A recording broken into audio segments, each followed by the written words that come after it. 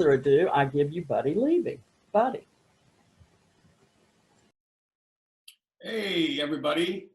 Thank you so much, Julie and Howard and Tim, of course. I'm really thrilled to be here. Obviously, it would have been great to have been able to visit the Mariners Museum in person, and I plan to do that in the spring or next summer if I can. What a great introduction. I really appreciate it. The only thing I will say is that when you brought up the frontiersmen, whenever anyone mentions that Leonardo DiCaprio was the executive producer, all anyone ever asked me is, "Did you meet Leo?"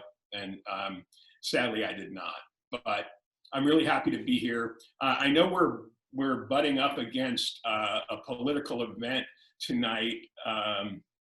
I think it's the debate happening right now. So, in honor and deference to the debate, I have disabled all your mics out there. So here we go. I want to talk a little bit about how I came to write Labyrinth of Ice in the first place. It was a somewhat unusual approach compared to a number of my books. Typically, the way I go about things is to come up with an idea, write a proposal. If all goes well, my agent goes and makes a book deal for the proposal, and then I go off and start doing the immersive research that I think is really important, at least it is for me, to be on the ground at the places that I'm covering and to try to let readers understand through my experiences, but transported through the experiences of the people who were actually there, maybe hundreds of years before, what it was like. And so I did that with the Conquistador and the River of Darkness, both of which were conquest narratives centered around conquistadors. But Labyrinth of Ice came around in a very different way. And what happened was I was asked to participate in this adventure expedition in which a blind adventurer named Eric Weinmayer, who also happened to summit all of the 7 summits, he was competing in this race in Eastern Greenland. And I got asked to go to Greenland. And I will tell you that when someone asks you to go to Greenland, you say yes. So I went. This was back in 2003, and I embedded myself in this team who were trekking and mountain biking and mountaineering through the fjords and mountains of this just spectacular, miraculous place. And that's me looking out over the waters, and it's summer there. This place is only really navigable for a couple of months of year. And so I managed to spend about 10 days with Eric and his team. And we, as part of the trip, I actually summited this about 3,000 foot peak. It was relatively terrifying, but when a blind person tells you, and we were, like right about here, and I didn't want to go any farther, and he said, you can do it. And then he showed me how to maneuver up through this very difficult ascent. And I watched him, and he's a world-class climber, and he just said, "You got this," and I managed to fumble my way through. But I was so struck with the landscape, and we followed them through a lot of the waters that they had to navigate in rubber inflatable kayaks. And I was in the boat right in front of these guys with a seal hunter, and I noticed that there were no life jackets in the boat. And I said, "Well, why don't you have any life jackets in the boat?" And he said, with sort of a smirk, "If we fall in, we don't want it to take very long to die." And at that point, I just, sort of prayed we didn't hit an iceberg. But it was just so spectacular, and the landscapes were stunning. And I tried to incorporate in the book Labyrinth of Ice some of the things that I'd seen and transpose those a bit onto the figures like Greely and Brainerd and the folks you're going to meet in a minute. And here's just a small passage. They passed great protruding shapes of ice rising from the sea. Some resembled immense blue-white anvils, and some looked like the wind-scoured sandstone towers he'd seen in the American Southwest. Most of the icebergs he could not compare to phenomena he had ever witnessed before in nature. And I ended up just being so struck by the place that I met a woman, another adventure racer in Greenland, and she introduced me to the work of a man named Fridtjof Nansen, who is a Norwegian legend, ended up winning the Nobel Prize, and he was the first person to cross Greenland on skis. And she gave me this book, The First Crossing of Greenland, and at that point, I started immersing myself in Arctic literature and Arctic expeditionary stories. And so, unlike most books where I sort of come across the subject and then go forward, here something had been planted in my head, and it was just how difficult the terrain and the conditions and the travails of these people were, especially back in the 1880s. And so I stumbled onto the story of Adolphus Greely while I was doing my reading and working on other books, and I was just transfixed. I could not get enough of them. They have everything I love in great storytelling, and so that's sort of what brought me to the book. And then when the time was right, I was working on some other works and books, and I finally decided it's time to tell the Greely story. And I hadn't been really written in, I don't know, 25 years. So I'd like you to just, if you have a second, kick back, take a couple minutes, and I'm going to try to set things up with a little atmosphere. It's September 1st, 1883. Commander Adolphus Greely and the 24 members of his polar expedition are in a world of hurt. They are marooned on a small iceberg in the high Arctic between northern Canada and northern Greenland. To avoid being crushed and drowned by massive ice floes, they've pulled their whaleboats up onto a flat berg and are hunkered down, shivering, hypothermic, and frostbitten. Greely knows the grim truth. If they don't get to shore soon, they're all going to die. They've made it to within 30 miles of Cape Sabine, a place where U.S. relief ships are supposed to have left them stores of food, and they desperately need the food. They're down to a month's rations. Temperatures are plunging, and soon it will be Arctic winter, 4 months of near total darkness. To make matters worse, they've begun drifting back north, away from the land and the food cache they hope will save them, or at least keep them alive for a while. Most of the men have already written wills and last letters to their families, though they doubt the letters will ever be found. Many of the men curse Greely's decision to leave the warm and safe comforts of their fort, now 200 miles away. There's mutiny in the air. Late in the afternoon, one of Greely's Greenlandic hunters shoots a seal. He butchers it and tosses the heart, lungs, liver, and intestines to the men, who gnaw at the raw meat. A couple of the weakest men kneel down at the body of the seal and take turns slurping the warm blood spouting from the bullet holes. Just then, Commander Greely sprints from the edge of the ice floe and screams, "Prepare for impact!" A giant iceberg is hurtling toward them from the north. There's a jolt, and the iceberg they are riding on splits in half. They scramble wildly, grabbing food and gear as the ice ruptures beneath their feet and shatters like glass around them. Their small ice island bobs and spins as they drift farther out to sea.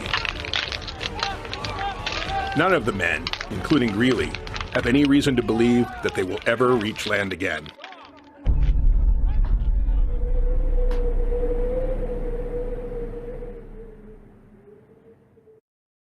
So we'll get back to the boys on the berg in a little bit. But first I wanted to explain what got them into this predicament in the first place and why they were even there. And so it turns out they were part of this thing called the First International Polar Year. And it was the brainchild of this Austrian man named Karl Weiprecht. And what he wanted to do was set up a consortium of 14 research stations circumnavigating the Arctic region and study weather patterns. And so Greely's would be the most northern of those stations. Secondly, they were supposed to look for and hopefully find the remnants of the lost USS Jeannette, which had departed and vanished 2 years earlier, and no one had heard from them. And that was a big deal because they were trying to find the North Pole, and it was orchestrated by Bennett, the New York Herald publisher, and it was a huge deal.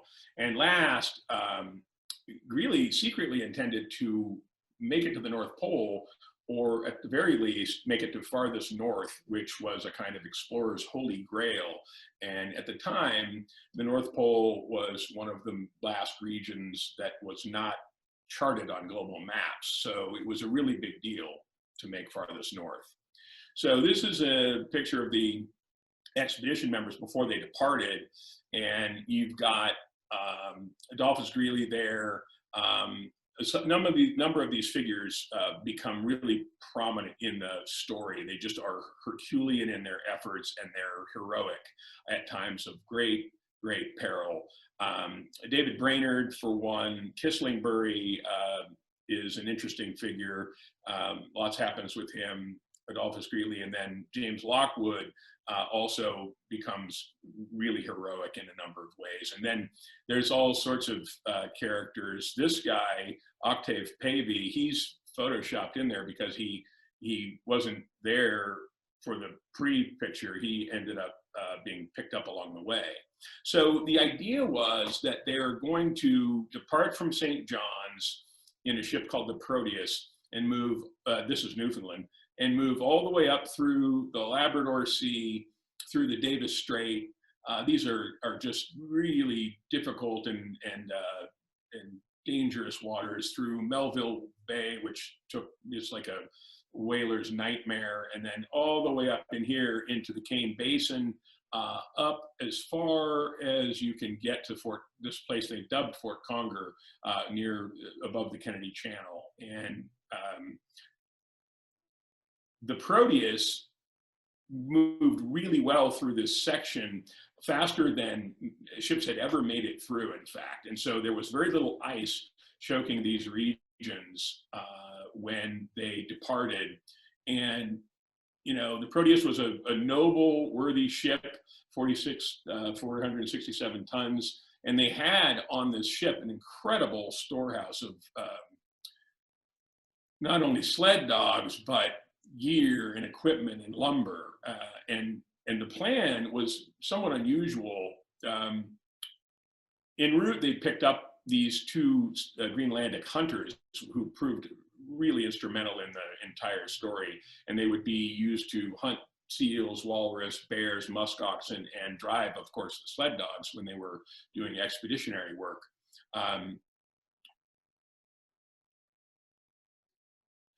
So they arrive at this place, Lady Franklin Bay, named, of course, for the wife of Franklin, who many expeditions spent many years trying to find. And it was really unprecedented, because in normal circumstances, the idea was to take these ships up there and you stayed on the ship. But this plan involved dropping everything off when the ice breakup was clear and you could get ships there, and then staying there for a couple of years, including building a 65-foot longhouse. And so they brought, this is like thousands of tons of gear, food, scientific equipment, and they had amazingly copious foodstuffs the first 2 years. I mean, we're talking, you know, salmon, pork, beef, desserts from New York. It was really decadent. And so they end up, within 2 weeks, they are able to just hurry all of these men. And I should mention that the men on this trip had been recently on the Southwest Plains. It was an Army expedition. It was very unusual. And they were part of the Signal Corps. And so they were used to hard conditions, but they were not used to this, but at any rate, they constructed a longhouse of these dimensions within just a few weeks, because at that time, before the long night comes, they have 24 hours of sunlight, so Greely just works them in shifts.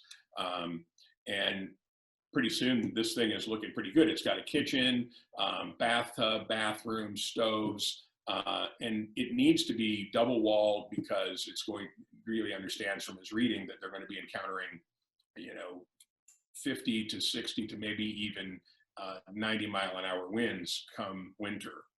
And this is an image of Greely's quarters. He has all of his Arctic literature here. He had been studying for years.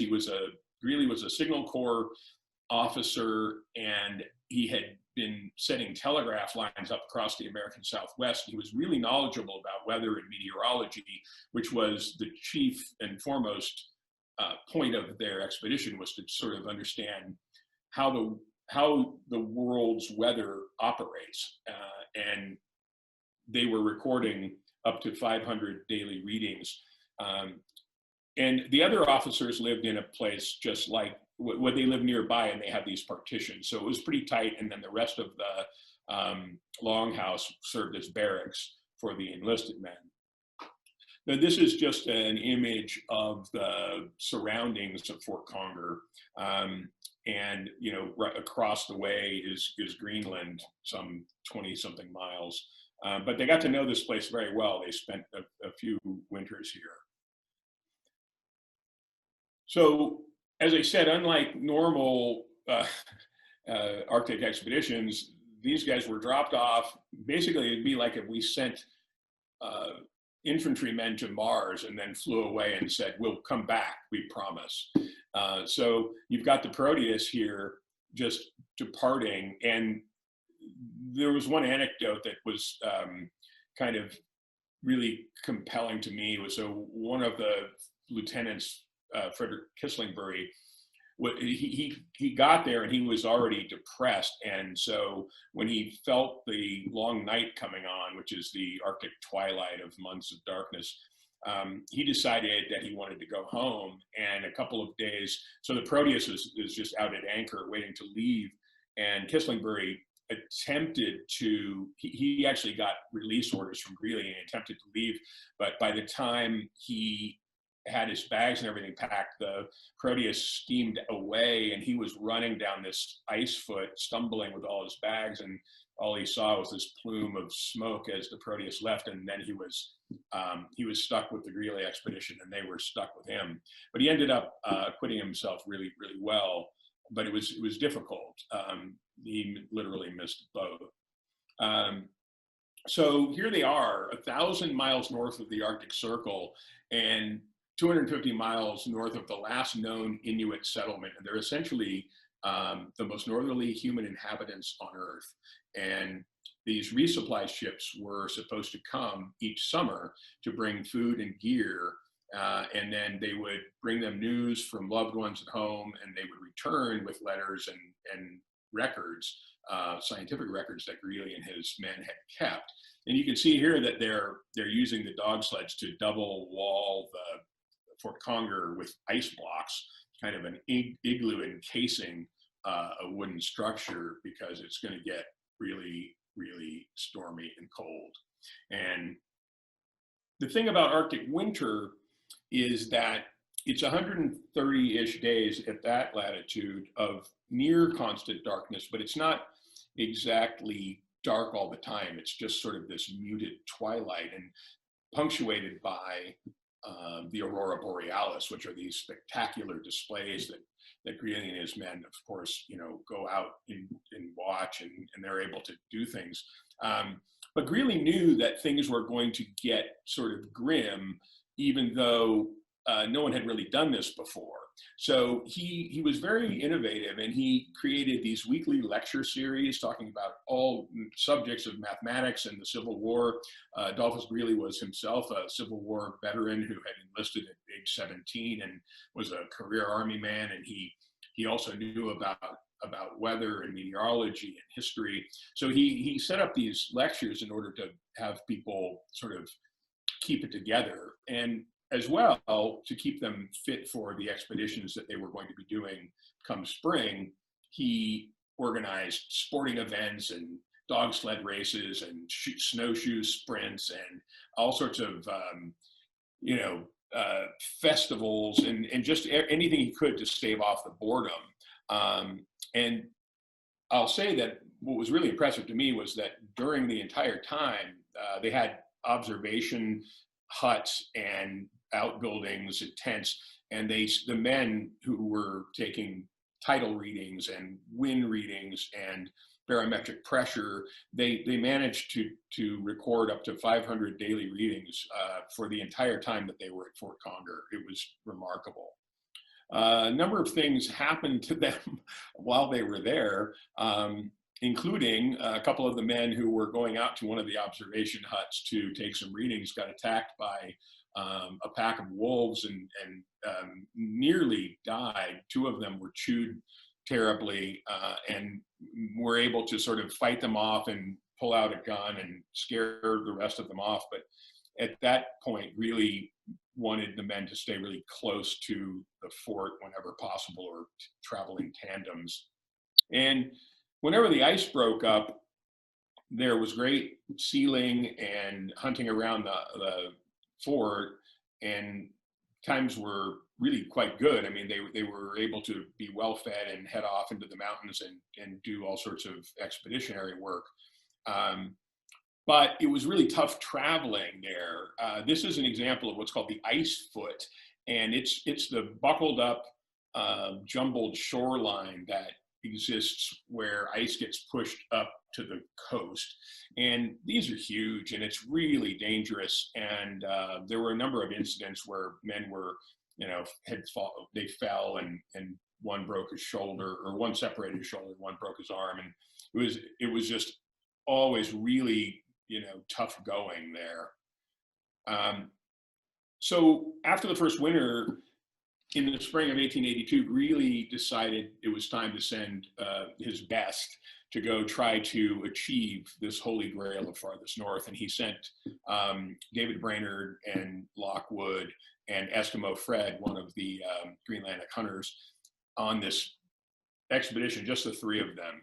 And the temperature when they departed had been 160 degrees below zero, or it had been below zero for 160 consecutive days, which is sort of remarkable to ponder, even here in North Idaho. And the thing is that the record of Farthest North had been held for 3 centuries on and off by the British. And so it was really a matter of national pride, and it meant a lot. No one had ever been to the North Pole. There was all sorts of speculation about what the North Pole looked like up there. There were even theories that there was this open polar sea that was ringed by ice, and if you could just break through that ring of ice, it was sort of tropical up there. Greely didn't exactly believe that, but people did. And so he sent his best 2 men to try to achieve Farthest North, or if they managed to make it all the way to the North Pole.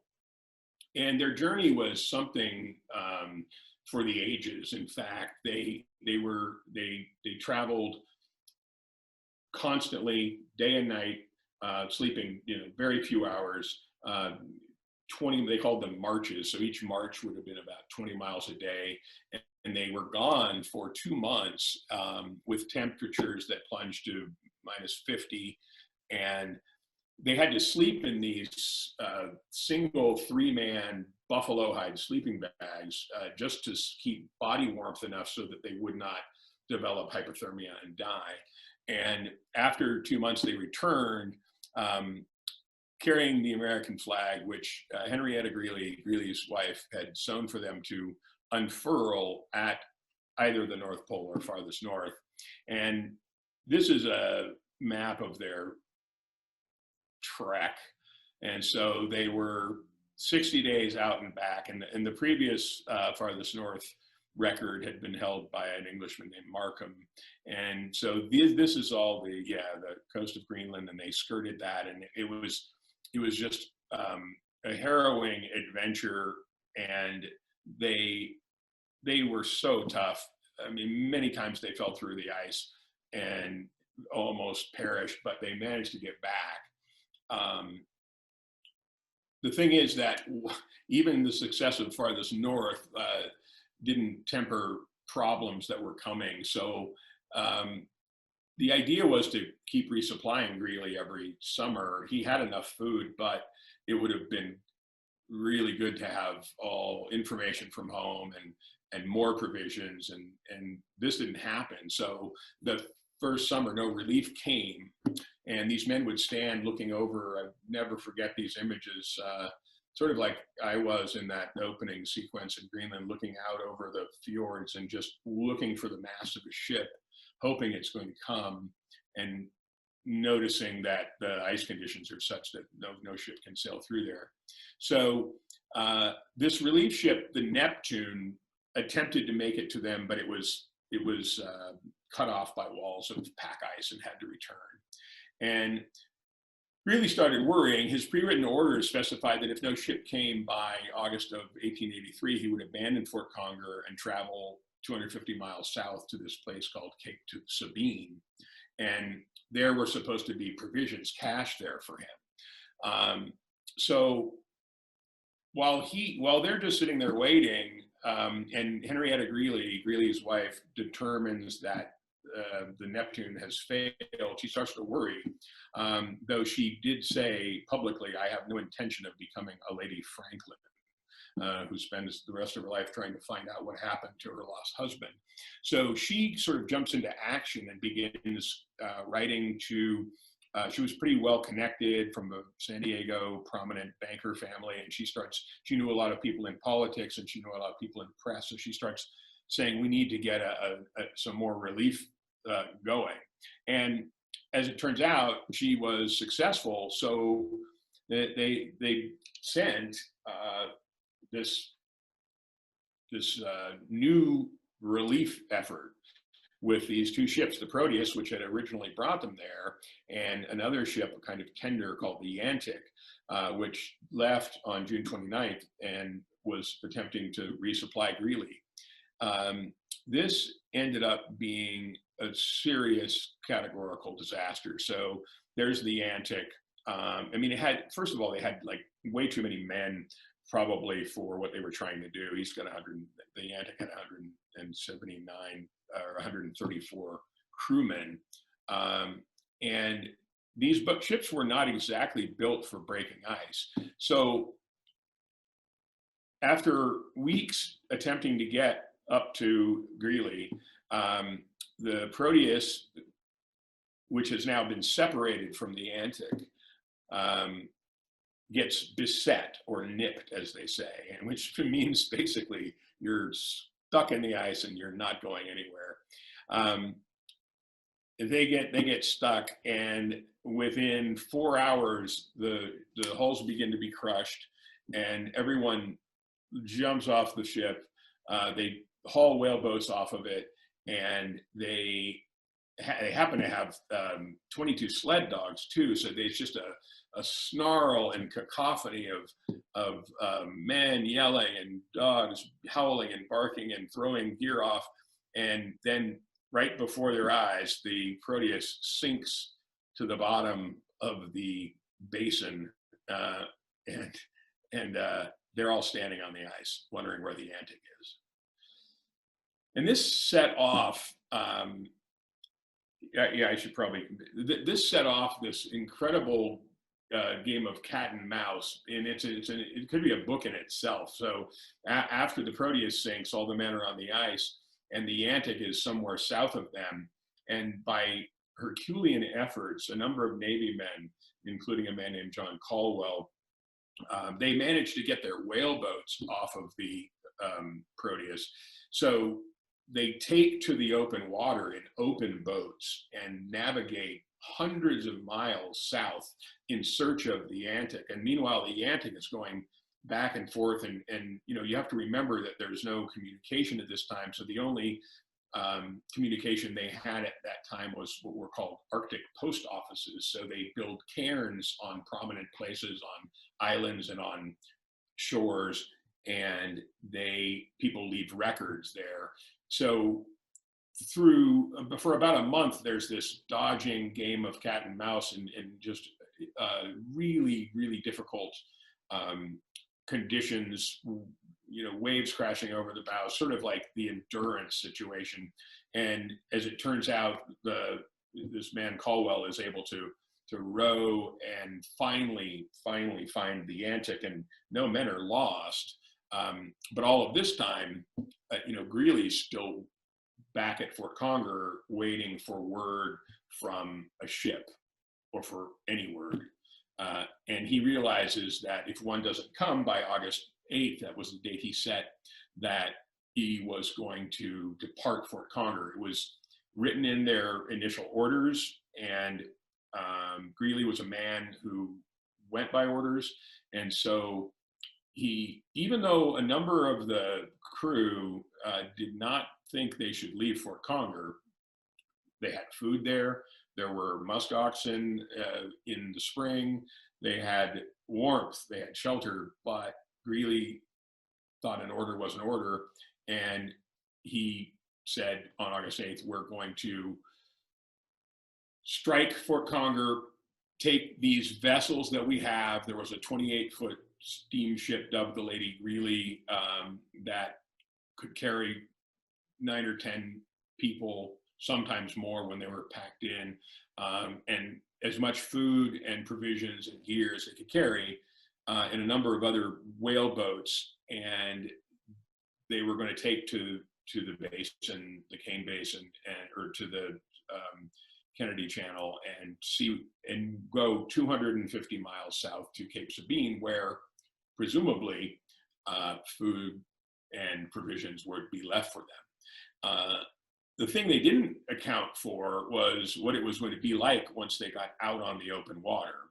And this is an example of the kinds of things that they encountered. So they're in small craft, not 200-foot steamships, and they are trying to maneuver through icebergs 200 feet high.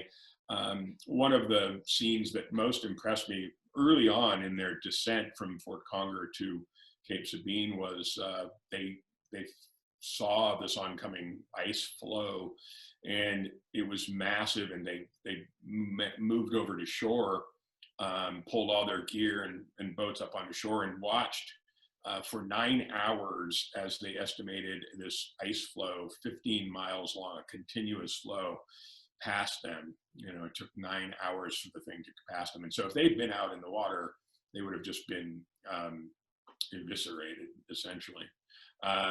So off and on they went, and some of the men, there was a mention of mutiny in the intro, and some of the men really didn't want to leave Fort Conger, and there were whispers like, we should go back, we're not that far, we should return.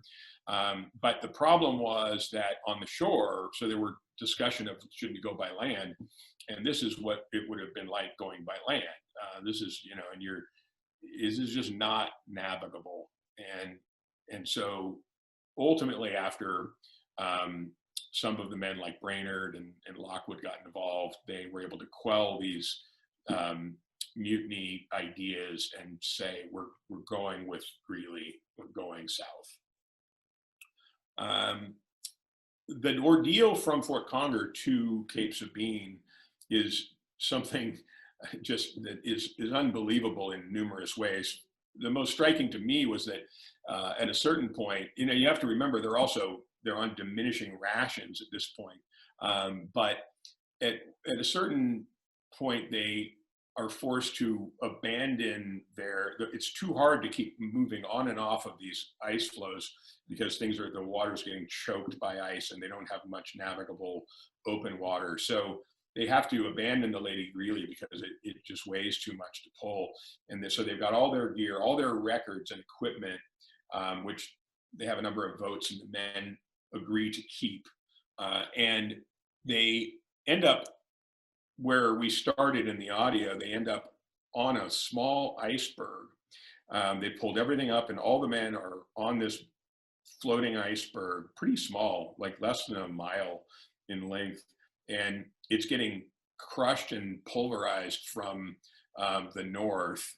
And the thing is that because of the winds and tides, this iceberg is not, they have no capacity to navigate it. So the iceberg is just moving at the whimsy of the winds and tides. And so for a time, for a couple of weeks there, they're floating backwards toward Fort Conger and away from the place that they need to get.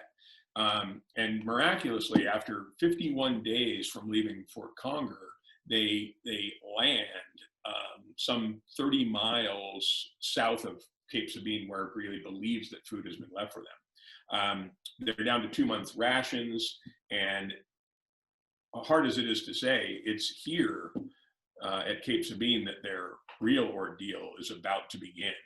And one of the more diabolical elements of this story is that Greely understands that two things: that within a couple of weeks, it's going to be another long night or Arctic winter where it's nearly dark. Now they don't. Now they have to build their own shelter out of this hard scrabble scree and earth, and also across the sound, he knows that there are Inuit villages. With these people have lived there for many, many years, and they understand how to survive in these huts, and they have food and shelter. And when Greely makes and everybody makes land here south, it's called Eskimo Point, where they landed after 51 days. They know that it's only about 22 miles across here to where the Etah and Inuit villages are, but the ice conditions don't allow them to get there. So for the next 8 months, they band together, they build huts. Well, first they trek all the way from Eskimo Point to Cape Sabine. It's about 30 miles, and they have to haul whaleboats and build makeshift shelters out of stone and use the whaleboats for roofs and scrabble for driftwood to find firewood. They do have some stearine and alcohol fuel for their stoves, but it's pretty grim. And so they have to resort to all sorts of innovative ways of netting shrimp and shooting and trapping shorebirds. And they do have a number of, there's a couple of amazing stories where a polar bear arrives, and then these men, weakened and just at the end of the rope, they summon the strength to get up and then trek for miles in search of a polar bear. And a polar bear at this point, or a walrus, means the difference between survival or death. So while that's all happening, Henrietta's decided that this second disaster with the Yantic and the Proteus needs to send another relief. And so she manages to orchestrate a $25,000 bounty and convince the commanders of the Army and the Navy. Robert Todd Lincoln is Abraham Lincoln's eldest son, and William Chandler is the Navy commander, Secretary of the Navy. And with pressure that she brings to bear through her brother and some influential journalists, they finally say, and this has become an international story by now, where is Greely and his men? You can't just leave them there. So after a lot of foot dragging, the government gets it together and says, we're going to send relief. And the man they choose for the job is a man named Winfield Scott Schley, and he was very experienced, Civil War veteran, had served all over in Asia, South America, Europe, and he was a certifiable badass, and he was ready to do it. And so he agreed to take on this rescue mission. He also knew that all the other rescue attempts had failed. So what happened now was that this is a naval command, and there was a lot of pride that the Navy will not fail where these blundering Army operations had failed. And so he brings to bear this flagship called the Thetis and he also knew that these bloated crews were a bad idea. So he was more streamlined, and he brings to bear a crew of 37 on a ship called the Thetis, and then also this ship called the Bear, which comes, it actually figures in the next book I'm writing also, as well as the Alert, which had been loaned by Queen Victoria's Royal Navy. So he had guns blazing, and he brought, you know, the best of the best. He had George Melville as a chief engineer. He just really was going to do everything he could to try to make this work, including, which had never been tried before. Schley decided that because of the ice conditions, he and these ships at this time were not fully suited to bashing ice. He was going to bring explosives. So he had men get out in front of the bow and on the sides and drill and auger in high-powered explosives, gunpowder.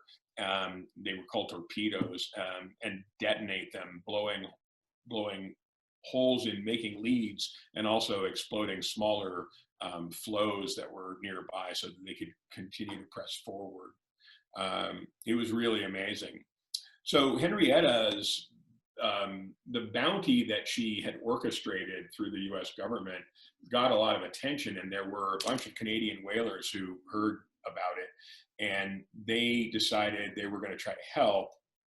Obviously, the idea of $25,000 in those days made a lot of, that was inspiring too, but they also had national pride. And so when Schley arrived with the Thetis, the Bear, and the Alert, he found waiting a fleet of Arctic whalers, Canadian Arctic whalers, that were ready to sort of race. And that's what it ended up being, was a race against time for Greely and his men, and against each other to try to, for national pride. It took about a month of zigzagging through these waters. And at a certain point, the Arctic whalers who ended up, I mean, they had jobs to do, and they couldn't really imperil their ships. So they turned back, as did the Alert. And at the end of the day, it was only the Thetis and the Bear who could press onward through these waters. And this is the figurehead of the Bear, which is actually currently housed at the Mariners Museum, and it was proudly making its way hopefully toward Greely and his expedition. So this is an example of, this is June of 1884. By now, Greely and his men have been on the spit at Cape Sabine for about 8 months, eking out this horrific existence. But also during that time, there were a number of really heroic attempts to try to find food. Greely understood that from previous expeditions, there had been these caches left, the so-called English cache, hundreds and hundreds of pounds of food left by English expeditions who had tucked them away, and really knew where they were. So there were a number of attempts where a couple of the men, George Rice, the photographer of the expedition included, and Brainerd and others, would selflessly rise from this hovel of a hut that they had and go trekking through the snow for up to a week in 50 below temperatures to try to drag back these meats in sledges to then allow the men to make it. And this was all unbeknownst to Schley and the rescue expedition, other than that they knew things had to be dire, because what I forgot to mention was in the previous relief expeditions, when they were either turned back or sunk, they failed to leave any of the food that had been earmarked for Greely. I mean, I should say, scant amounts they left. But it was a real abject failure. And so at this point, it's June, the Bear and the Thetis are moving through the waters getting closer to Cape Sabine and they know that they have to hurry. These cairns proved really useful. So they encountered one and pretty late in the day, and in June 22nd, and Schley found this record. My party is now permanently camped on the west side of a small neck of land, distant about equally from Cape Sabine and Cocked Hat Island. All well, A.W. Greely. But Schley looked at the date and he realized that it was 8 months ago and all could not possibly be well. So they hurried. This is a shot taken from the crow's nest of the fetus of the bear moving through, and you can really see how difficult it is to get anywhere. I mean, at any time these leads can close, so you might start up this way and then that shuts down and you have to go back across through here. And so it was really perilous. And amazingly, they came to a place called Stalkneck Island, and someone from the Crow's Nest spotted this cairn and this, what looked like a flagpole. It turned out to be one of the instruments that Greely, was called the Pierce Pendulum. And it was it weighed 100 pounds, but all the men had decided that they would take it with them. And they could see it jutting prominently from this hilltop. And Schley knew they were close, so they went up there, dug around, and found all these scientific records from 2 years at Fort Conger. They found photographic negatives, and they also found a number of private journals, which Greely had instructed. James Lockwood actually brought them to this point, and he said, when he told them to put them there, and this was in 1883, months before, "I am determined that our work shall not perish with us." So he was very much about the science. So they scrambled up this hill, and minutes later they found this lone figure standing atop the hill waving a flag, and the rescuers hurried to get to them, and they just came upon this macabre and dreadful scene, which in his journal months before, David Brainerd had described as a ghostly procession of emaciated men. Now, that sounds really grim, but I want to tell you that there's an epilogue to this. I went back and forth about how much sort of spoiler I wanted to give you, because I view this story sort of in three parts. It's life at Fort Conger, the descent or retreat from Fort Conger to Cape Sabine, and then their time at Cape Sabine coinciding with these rescue attempts. And really, the time at Cape Sabine, which I've glossed over here because it's really worth reading carefully. There's so much humanity that takes place. There's so much selflessness. There's men holding one another in their arms as they take their last breaths. And there's men really just going above and beyond what we normally think of as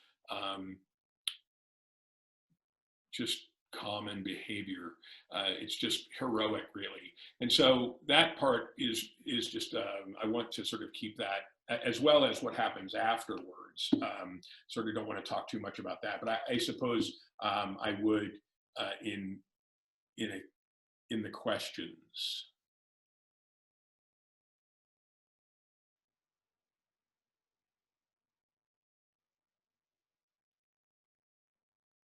So I will leave it open to questions at this time for anyone. And thanks so much again for being with me and us today. I really appreciate your time.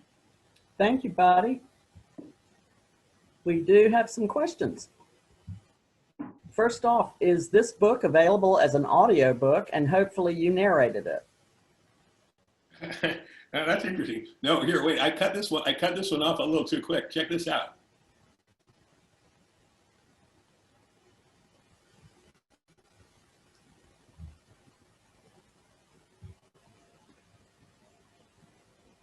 Uh, no, I did not narrate it. I talked to my editor. A lot of people have asked me whether I narrate my own books, and not yet. The people who do book narrations are, a lot of them are highly trained.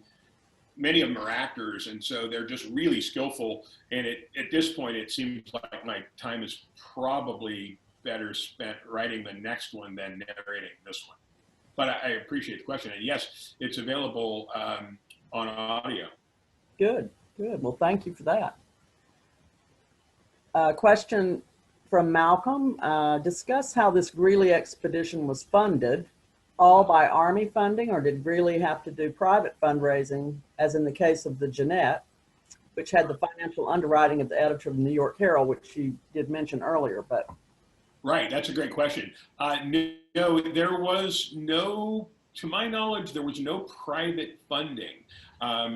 It was a government, and this actually created some of the difficulty. The Secretary of War, Robert Todd Lincoln, was not particularly in favor, that's an understatement. He was sort of against polar exploration in the way that a politician now would be against, say, lunar or Mars exploration. He just thought it didn't really, it was much more dangerous and costly than it was worth. But there, through all sorts of, there's a bunch of this in the opening chapters of how it got funded, but it ended up being appropriated, and so the government did pay for it. And they also, that's why I think Henrietta Greely was so adamant that if you're going to send these men, our men, to this far-flung place, we sure better go get them if something doesn't go right. Mm. But yeah, funding was by the U.S. government. Did they have encounters with more than that one polar bear? They would have been a real threat to the men. Yeah, so, oh my gosh. I mean, I have to tell you, once they were at Cape Sabine, they wished there had been many, many more polar bears. They were just, the season wasn't right. So on their way up, they encountered a lot of polar bears, and around Fort Conger, they encountered a good number of polar bears.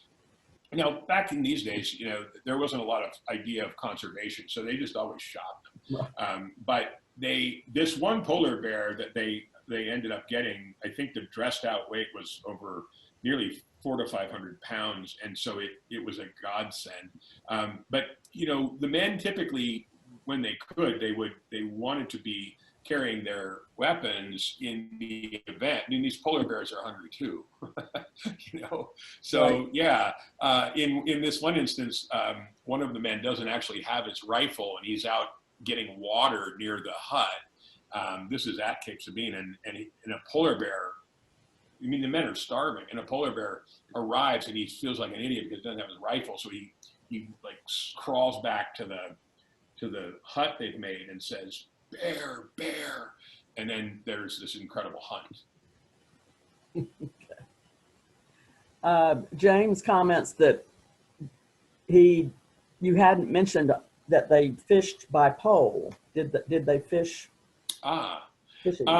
No, so when they were at Cape Sabine, where fishing would have been most useful, they ultimately resorted to netting, but there weren't a lot of fish, and fishing by pole wasn't very efficient.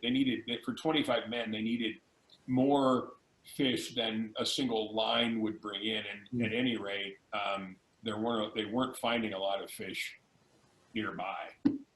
Not ice fishing, huh? A good question, though, because the Greenlanders who were there with them and had kayaks were more interested in seal and walrus. Okay. So Malcolm says, "Okay, I'll bite. Tell us about the Cape Sabine survival." I suspect he's talking about cannibalism, right? I don't know. He didn't say. So one of the things that happens is that it begins to become clear, because when they arrive at Cape Sabine, they're really low on food. And after all of these efforts to go obtain more, it becomes clear that Greely keeps cutting rations and cutting rations. And a number of things happen that I didn't talk about here, including the food theft. So there's one character named Henry who is pretty devious, and he's caught stealing food a number of times, and Greely knows it, and all the men know it. But men start to die of malnutrition and starvation, and they begin to take them up to this place that they dubbed Cemetery Hill, and you know, it's really tough because these men have struggled together, they've triumphed together, they've become brethren, you know, and at a certain point, as the months go by, it's just a bit of attrition, and some of the stronger men, you know, are really, they're magnanimous and they're giving and they're doing work for others, and they're nursing men who have developed frostbite and lost limbs, and then others like Henry he keeps getting, like, sort of, he's not losing any weight, and everyone's figuring out, like, this guy is definitely stealing food. But so there's talk of an execution that really is very hesitant about.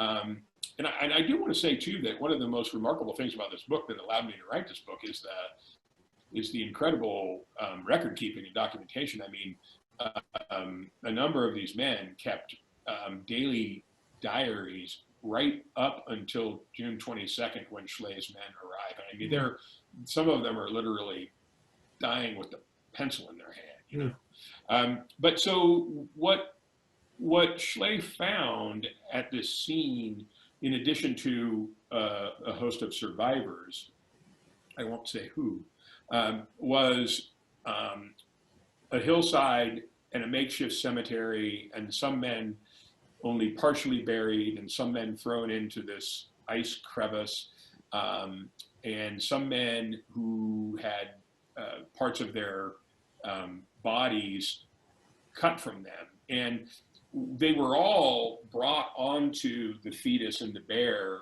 and all of the dead were exhumed, and they were brought onto the fetus and the bear, and they were carefully examined. And so there was a lot of speculation. Initially, it was determined that cannibalism had occurred because of the way that the bodies had been mutilated. It looked, and Dr. Pavey, the man who I didn't talk much about, but he was there for most of the time. He was skilled with a scalpel, so that some of the cuts appeared to be very precise. It looked to have been done by a man who knew how to work a scalpel. But there was another theory that because near the end they were almost out of any kind of meat, and so they were using, some of them had cut parts of bodies off to net these shrimp traps, because they were able to get all this shrimp. So it was the specter of cannibalism loomed over the expedition for forever. But to me, in the way I handle it, is that it has so much less to do with the incredible story that I think people put too much into it. Right. Several have asked how many survived. Well, who wants to ask that? Several said, how many survived? Well, I'll give you a hint. When I was drafting the book and sending my chapters to my dear friend John Larkin, he's my first reader, one of my sources, the title of the book is 6 Came Back. And so he goes, yeah, you might want to embed the title of that book somewhere because that's a spoiler. Yeah, no kidding. Well, yeah, it was written by David Brainerd, I will tell you that. We definitely want all of us to read the book, so yeah. Here's a note of levity from Mr. Levy. How did you raise such an incredible son? Hunter asked. What did he say? How did I raise such an incredible Yeah. son? Well, just through, I think just, intuition and instinct, and also a degree of genius. There you go. There you go. Thanks, Hunter. Glad you're with us, Hunter. He's a good writer in his own right. Oh, good. Another question. How was this expedition similar or different than those of the American Museum of Natural History? Wow. Well, I guess I would have to know which ones in particular, but, Yeah. One of the things that is true of almost all Arctic expeditions is that they don't go particularly well. So, some people believe them to be foolhardy, and I think only the endurance story, not only, but it is one of the few that has such travail, and then it has such a positive outcome where no members are lost. I guess the way this one's different is that it was so scientifically, well, many of the American Museum of Natural History expeditions are scientific, but this kind of scientific endeavor at this magnitude had never really been tried before. So the idea, the brainchild of this Austrian named Karl Weiprecht to put up this circumpolar stations, weather stations, ends up being incredibly prescient. And in fact, I've communicated over the years with scholars at the University of Washington who are still using the things that Greely discovered to this day. I mean, he was taking, we can look at climate change and look at the kind of things that Greely was recording and then compare it 100 and some years later and really have a baseline data from what Greely was managed to get back. So it's quite remarkable. Another thing that I wanted to mention is that Greely was really innovative in, and the research or this experiment that he did actually taught us a lot about how that we can use today in a pandemic, because these people were operating in incredibly close quarters over a really long period of time. They had darkness, they had depression, they had anxiety. There were power structures, they had limited resources at times. And so you really learn, if you look at the journals that were left behind, you really learn a lot about how people stay mentally active, physically active. All these things really had instituted at Fort Conger. He still tried to use at Cape Sabine. He was still doing lectures, and he was still mostly that. I mean, at that point they couldn't do a lot of sports. They were just trying to get food. Right. Another long answer. You mentioned the Canadians sent whalers to try to rescue. The question here is how actually engaged were the British and Canadians in this endeavor? Well, I mean, the British only, I will say that a number of British dignitaries who all knew about the Greely expedition, including Markham and I'm forgetting a couple of the other names of really prominent British Arctic explorers. They gave tons of input as far as what the best way it would be when Schley decided, and when the U.S. government decided to make it a naval operation. They got a lot of input from the British in terms of recommendations, the types of sleds to use, all sorts of ideas. And the Canadians were, St. John's being the epicenter of the sort of launching pad for where you take off to go north. The whalers, it first started out as a kind of competition, but they were incredibly helpful. And there are some great scenes where Schley and the whalers, you know, they tie off either to shore or they make anchor at an ice floe, and then they get on board the other ships and drink rum and whiskey and talk about how, you know, tell stories and exchange stories and talk about how they might best find Greely. And at a certain point, the only reason that the Arctic whalers begged off was that they typically, the captains of these ships didn't own them, and they typically needed to get back to work, and so they prudently turned around. But they basically led Schley and the Thetis and the Bear to where they needed to go. Okay. Very helpful. Okay. Question here, why did they think they would be able to be supplied by other ships? Did they miss something in their planning? Oh, that's a good question. So the summer that Greely went up there in 1881 was a unprecedentedly mild summer, and they made record time from St. John's to Cape Sabine. Greely well understood, and that's why he originally brought 3 years worth of food, that they may not be able to be resupplied.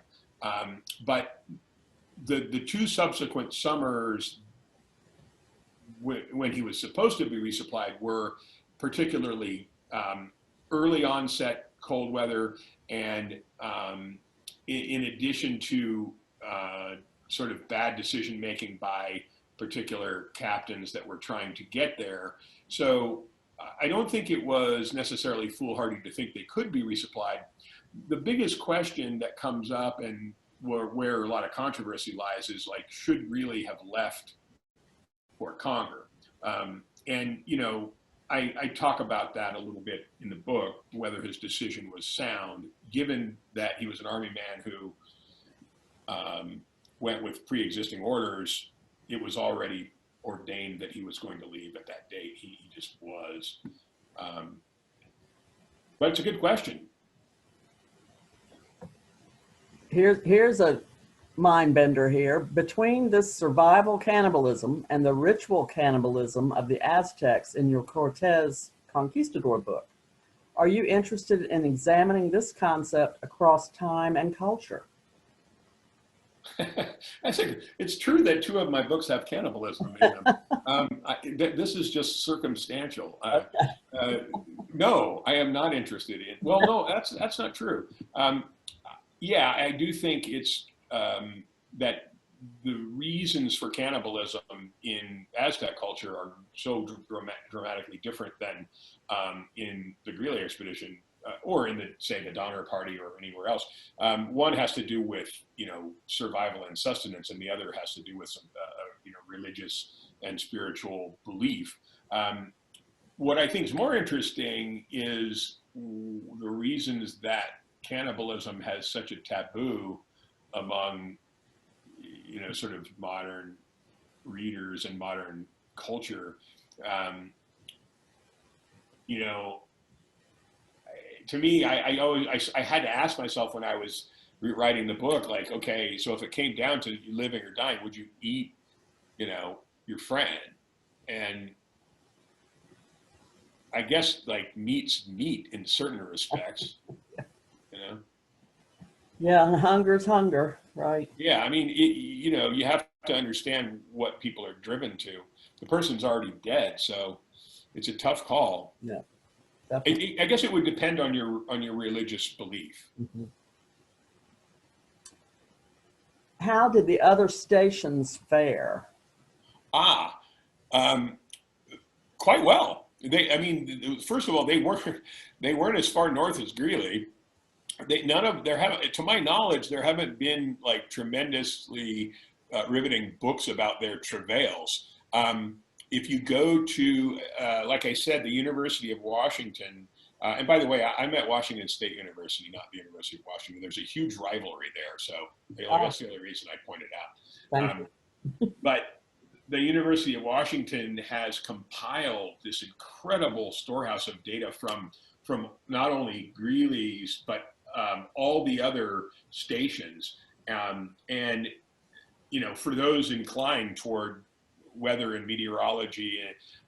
There's I mean, I think, yeah, I have links to it in the back of my book, but they did very well.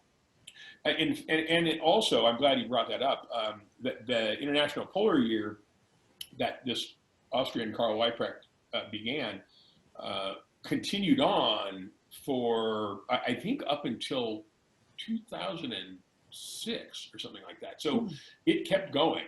It was a really, really smart and inclusive consortium of international scientists. Great stuff. Another question, if they had stayed at Fort Conger, would the rescue ship have been able to get there that year? That's a tough one. Certainly not the Neptune, the Proteus, or the Antic. I actually believe it's unlikely, given what, if you look at those pictures, what was happening, you know, with the Thetis and the Bear near the end. I think it's unlikely, but what's amazing is that things are very transitory, and so you might have ice-choked seas and then wait for 2 days on shore, and then everything like gets sort of flushed through, and you've got a shot. And that shot may only, I mean, but however, you got to remember they were 250 miles still south of Fort Conger, so it's sort of doubtful.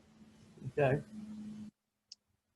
Did the photographer, I guess George Rice, right? Did the photographer survey, and are his photographs, did they survive, and where are they if so? Yeah. So most of the pictures in the slideshow up until Schlee's rescue attempt are George Rice's. But from the time that most of his pictures were taken at Fort Conger, once they packed up, and then they were in these small craft in big open water, there was no more time for photography. But I will tell you that George Rice became one of the lead ice navigators. So a small note, Greely had really bad eyesight, and he had these oval spectacles he was known for wearing. But so it became clear once they got out onto the open water after they left Fort Conger that he couldn't see very well. So Rice ended up taking over in the Lady Greely and sort of scouting his way through these leads. All of his photographs survive, and they can be found in the back of my book. I have the different libraries, but it's the Library of Congress, the National Archives, and then there's Canadian. He was a Canadian, so in the Canadian or the National Libraries of Canada, his images are there. I'm going to look in our collective tomorrow and see if we have any. Yeah, they're really great. Another question. Jeanette sailed north from San Francisco and approached the North Pole on the west coast of Canada. Why did Greely and planners think that they could find Jeanette up around Greenland on the east coast? Aha, that's a really good question, because there had been drift artifacts that had moved along and been discovered near where Greely was intending to go, and the belief was that whatever. So in fact, they're still studying right now in this ship called Polar Stern. They're studying the Arctic drift, and it ended up following Nansen's. Nansen followed essentially the same path as the Jeanette, but so the idea was that the polar that the drift, the oceanic drift, might have taken them nearer to where Greely was going, but they didn't know for sure. Great question. When did the U.S. try again to go toward the North Pole? Well, let me think about this. I'm not sure what happened in the 90s. 1890s, but it wasn't until Peary and Cook, Peary particularly, which was around, he started in about 1905, I think. So some decades later, but I will tell you, and for those of your viewers who are museum members, the man I mentioned at the beginning of Fridtjof Nansen, the Norwegian, so he figured out something really interesting, which was that he studied what had happened with Greely, and in 1893, I believe, he created with other helpers this ship called Fram, and which means forward, and he figured out that the problem was these ships kept getting crushed, and so it was a hull design issue. So he had in Oslo these shipbuilders create this ship that had a more rounded hull, and his plan was to take the ship, outfit it in a much smaller way, and it was a smaller craft anyway. It was very nimble and it could maneuver fast. And then his idea was that as you got beset or nipped, which you invariably would, that the ice, instead of crushing the hulls, it would just squeeze you up onto the surface, and then you had basically a hotel that you lived in while you floated along on these giant ice packs. And it actually worked. I mean, he ended up breaking Greely's record of farthest north and getting the closest to the North Pole in 1893 or 5. I'm terrible with dates. Than anyone ever had, and that ship went on to be used by Roald Amundsen to go toward the North or the South Pole as well. Okay. And it is, by the way, a museum in its own right in Oslo. The ship is itself a museum. Mm-hmm. This is funny. I keep seeing you take a sip of something. So James asked, "What brand of rum are you drinking?" But then he says, "I mean, what brand did they take with them? Why no Scotch?" No. Oh, okay. Yeah, that's really funny because that one of the things that Greely was really smart about was that he knew that if you're going to send people on a 1,000-mile voyage to the North Pole or near it, you better give them rum. Exactly. I don't know the brand, but he had plenty of it, and they also. They had like smelling salts, and men were rewarded with rum for their efforts. That's for sure. That's been the case in all mariners. We oh yeah, those rewards, right? Right, and Greely also, I will say that they learned a lot about the benefits of citrus and scurvy on his voyage as well, of thwarting scurvy. Right. And I have to ask, because tomorrow we have a Civil War lecture about the Battle of Galveston, and the Neptune was at Galveston. Is that the same steamer Neptune? I do not know the answer, but it's quite possible. I'm going to look it up. Some of these ships were used over and over again. They were retrofitted and rebuilt, and yeah. I'll look it up and let you know. And then another question is, was Melville Bay named for our Herman Melville? No. No, but I'm trying now to think whether it was, no. Okay. But one of this character, George Melville, who was the chief engineer on the Thetis, he was also the chief engineer on the Jeannette, and the guy survived the Jeannette ordeal, and that was one of the reasons that he was very motivated to come on the Greely expedition, to come on the Greely rescue expedition. And he is a fascinating character. His if you have heard of In the Kingdom of Ice by Hampton Sides, it's the story of the Jeannette. Melville surfaces as just an incredible, tough, really stalwart, brilliant engineer. But Melville Bay is also not named for him, I don't believe. Okay. Yeah. And Hampton Sides has lectured at our museum before. Awesome. What Yeah. a great writer. Yeah. Yeah, so Love your work. you're now part of our roster, which is great. Thank you so much. Well, I think we've got all the questions. It was fabulous. Great feedback. Thank everyone for coming. Just want to thank you, Buddy, for sharing this fabulous adventure with us. And I know you're working on something equally as good, and we'll look forward to hearing about that. And also to remind everyone that's still with us that on November 12th is our next evening lecture. We will have the Spacex engineer, Andrew Rader. He's an MIT doctorate at probably, I don't even think he could drive by the time he got his doctorate from MIT. He's very young, but he's a SpaceX engineer, and he's going to tell us about his book, Beyond the Known, which is all about exploration to the skies.